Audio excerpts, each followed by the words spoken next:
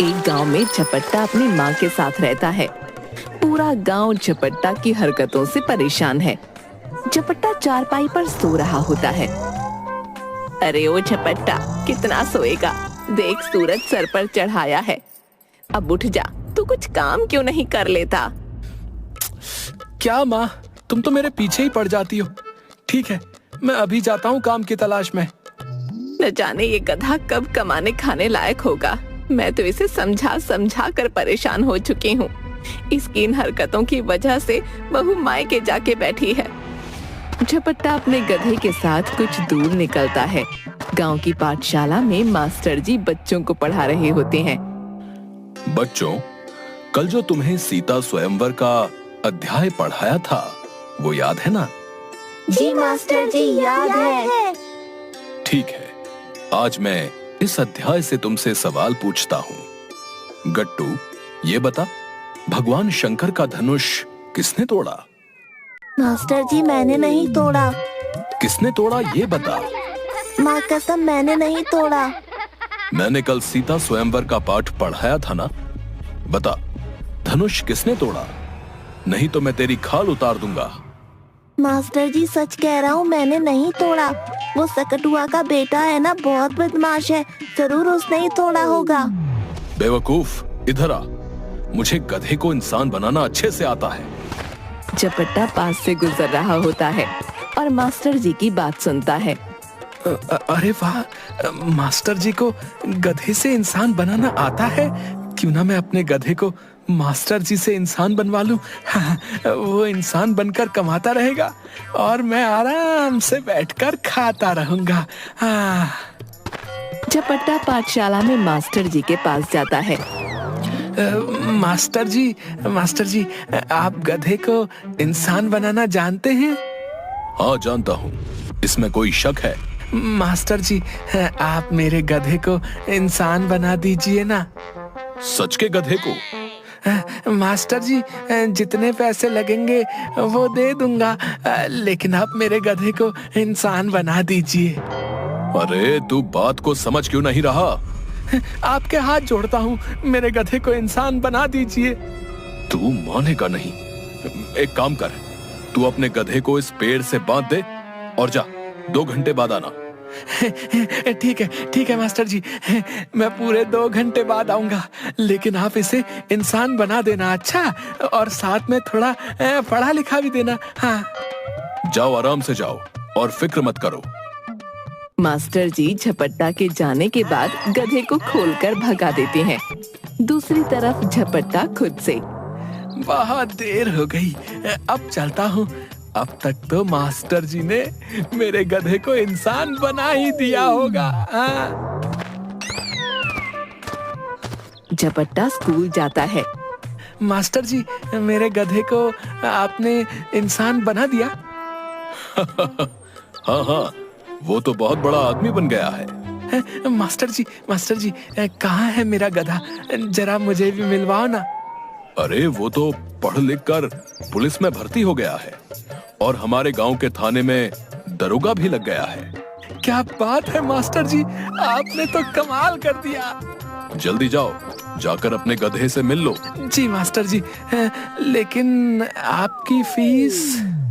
अरे तुम फीस की बात छोड़ दो, ये तो मेरा काम है, गधे को इंसान बनाना।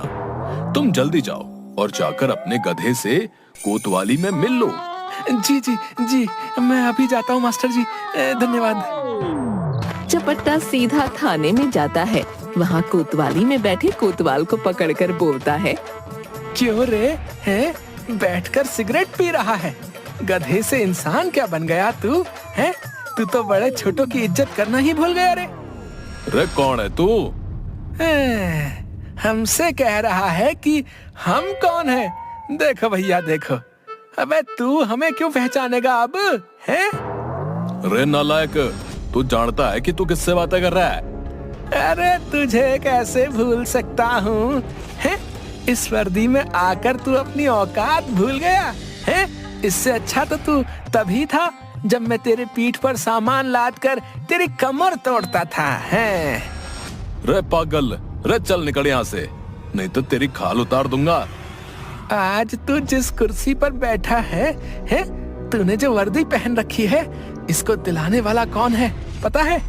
मैं हूँ मैं। राम राम करना तो दूर की बात है, तू तो मेरी खाल उतारने की बात कर रहा है। चल चल जल्दी से चल, तू घर चल, मैं तेरी खबर लेता हूँ, चल।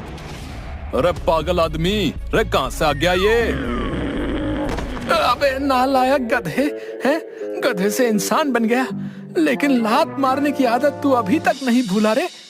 कोतवाल झपट्टा की पिटाई करता है और उसे थाने से बाहर फेंक देता है। झपट्टा घर जाकर,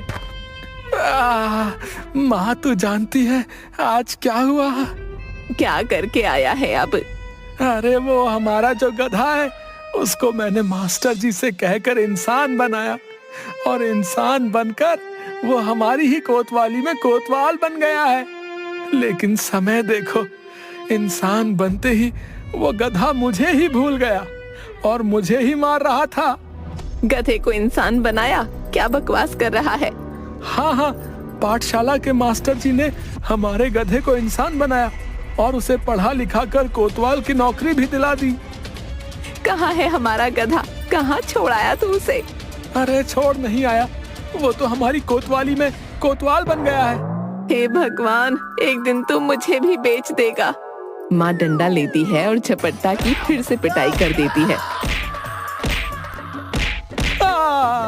माँ जब देखो तब मुझे मारती रहती हो, और नालायक गधा न जाने क्या क्या कहती हो। मैं घर छोड़कर जा रहा हूँ, जिस दिन पैसे कमा लूंगा उसी दिन घर में वापस आऊंगा। आई। ठीक है, जा, मैं भी देखती हूँ कैसे पैसे कमा कर लाता है। झपट्टा घर से चला जाता है। गांव के बाहर एक पेड़ के नीचे बैठकर खुद से बोलता है, अब कुछ भी करके मुझे पैसे कमाने ही होंगे। बहुत हो गया, रोज रोज माँ की पिटाई खाकर थक चुका हूँ। मेरी तो कोई इज्जत ही नहीं है, कभी गधा, कभी नालायक, कभी बैल। अरे माँ को यही नहीं पता कि मैं गधा हूँ कि नालायक हूँ या बैल हूँ, और मुझे बेवकूफ कहती है वो। तभी गांव के बाहर उसे एक बारात जाती दिखती है। अरे हाँ, ये तरीका बहुत अच्छा है पैसे कमाने का। शादी तो सबको ही करनी है, हर कोई चाहता है कि उसकी शादी हो जाए, तो मैं लोगों की शादी कराने का ही काम शुरू कर देता हूँ। कोई मेहनत भी नहीं करनी और कमाई अच्छी है। अगर 4 शादियां भी कर दी तो अच्छा पैसा बन जाएगा। यही ठीक रहेगा। दूसरे दिन झपट्टा एक पेड़ के नीचे एक तख्ती लगाकर बैठ जाता है, जिस पर लिखा होता है, रिश्ते ही रिश्ते, हर प्रकार के रिश्ते। अपने वर्षों की अधूरी इच्छा पूरी कीजिए। एक आदमी तख्ती पढ़ता है और झपट्टा के पास आता है।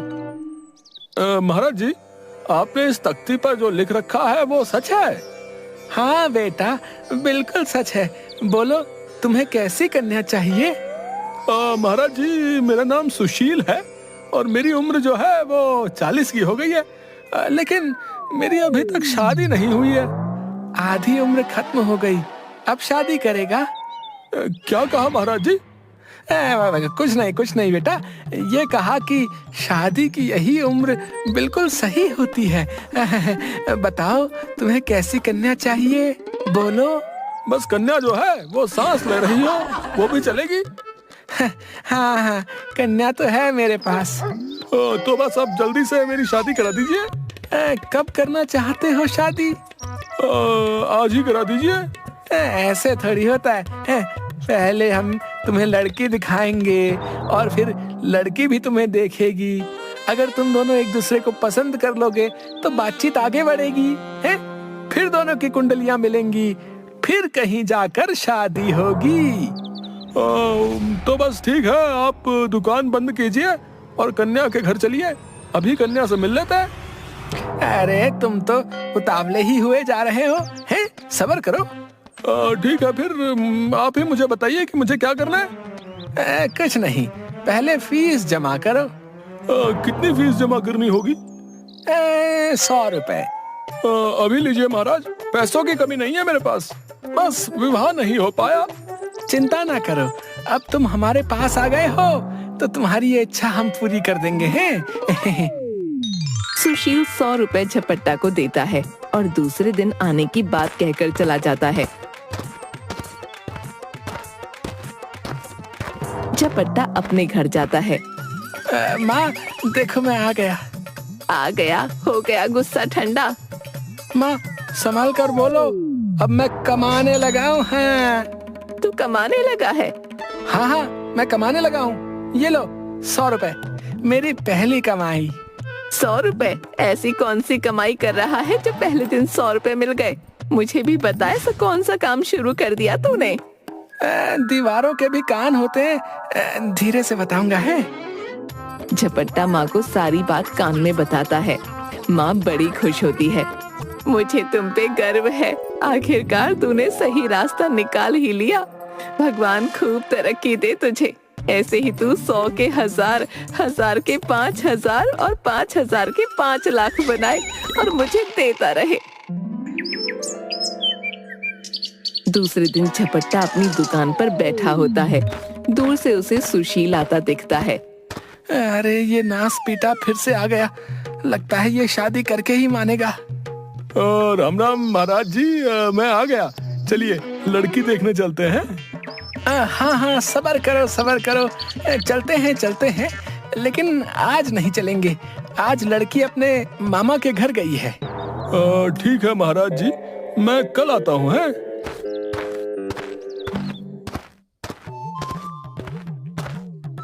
माँ, ये सुशील तो पीछे ही पड़ गया। 100 रुपए क्या दिए, लगता है शादी करके ही रहेगा। तो करा देना उसकी शादी। शादी कहाँ से करा दूं? लड़की बगल में रखी है क्या? लेकिन कुछ तो करना पड़ेगा। वही तो मुझे समझ नहीं आ रहा। कल वो सुशील का बच्चा फिर से आएगा और उसे दिखाने के लिए मेरे पास तो कोई लड़की नहीं है। इसमें क्या परेशानी है, लड़की सिर्फ दिखानी ही तो है। ये तो मुझ पे छोड़ दे। माँ झपट्टा के कान में कुछ कहती है। दूसरे दिन झपट्टा सुशील को अपने घर ले आता है। सुशील भाई बैठो। है यहाँ तक आने में कोई दिक्कत परेशानी तो नहीं हुई? नहीं महाराज, कोई दिक्कत परेशानी नहीं हुई। मैं तो रास्ते भर अपने होने वाली पत्नी के बारे में सोचता रहा और पता ही नहीं चला भैया कि कब मंजिल आ गई। बैठो, कन्या अभी आती है। हाँ महाराज जी, जल्दी बुलाइए कन्या को, जल्दी से, अब सबर नहीं होता। अरे सबर कर। झपट्टा घर के अंदर जाता है और अपनी माँ को घूंघट डालकर सुशील के सामने ले आता है। ये लीजिए पानी। लाइए, मुझे दीजिए।